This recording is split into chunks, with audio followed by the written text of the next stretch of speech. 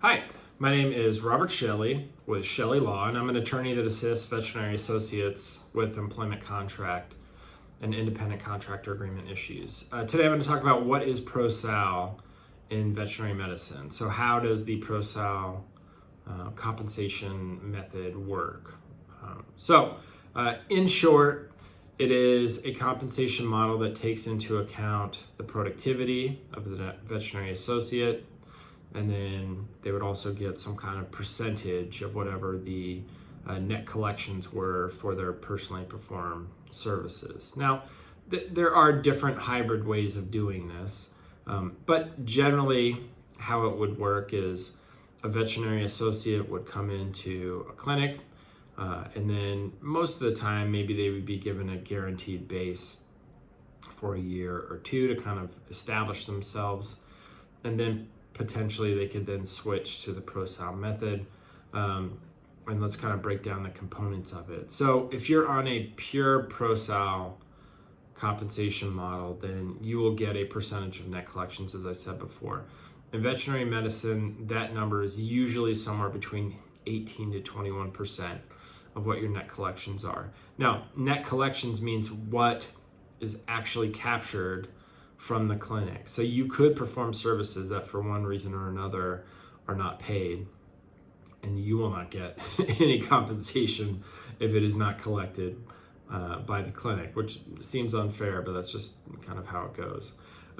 So 18 to 21% of your net collection. So if you're looking for a new job and they are compensating you on a ProSal method, then you need to get some historical data to kind of determine how much that you can make. Obviously in the veterinary industry, there's been a huge kind of upheaval over the last, really since COVID. And so there's been tons of staffing issues. Corporate veterinary medicine has kind of taken over, gobbling up all the small veterinary-owned clinics. It's just changed some things. And so if you're being paid on productivity, then you need to make certain that the office is staffed appropriately, is efficient, is allowing you as a veterinary associate to perform at the highest level. Now, getting back to the model. So they can, or they will provide some kind of base draw. So it's not like you don't know what you're going to get paid month to month. In some respects. So maybe they will determine based upon your productivity in year 2, if switching into it in year 3, they'll take 80% as a base draw of what your production was in the previous year. And then at the end of maybe every month, every quarter, there'd be a reconciliation. And so most of the time, once you cover your base draw amount, then you would get the 18 to 21% of the amount over that, if that makes sense. So let's just say someone was making $120,000 per year. And so the previous year, your base draw is $10,000 per month. And so if they would back that down to $8,000 per month in the next year, when you're on the ProSal method, you would get $8,000 in your monthly paycheck. And then at the end of the month, if you had produced that amount to cover that, and maybe they'll throw in benefits and that type of thing as well.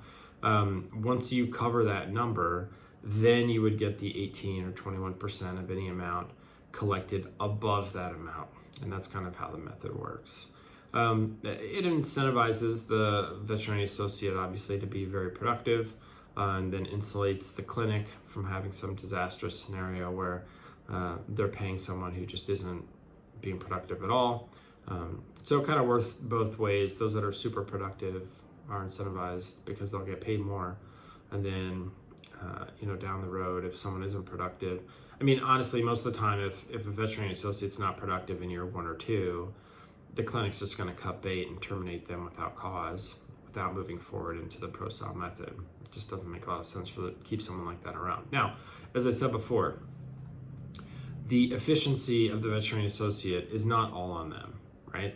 So, as I stated before, do they have enough vet techs? Are they rooming the clients effectively and quickly? Do you have all of the equipment needed to do your job efficiently? Are they marketing correctly? Like all of these things, are they providing good service overall? These all go into the productivity of a veterinary associate. And so when you're looking for a new job, you need to make certain that all of those things are true. They are staffed appropriately. They are, on top of the marketing. They know how to get the clients and their pets in and out, because ultimately it will absolutely affect how much money you make in a year. So that's what the ProSal method is in veterinary medicine. If you have any questions about an employment contract or independent contractor agreement, feel free to contact my law firm at the contact information listed below in the description. And if you have any questions, leave them in the comments. I'm happy to answer them. And I appreciate you watching the video. Thanks. Bye.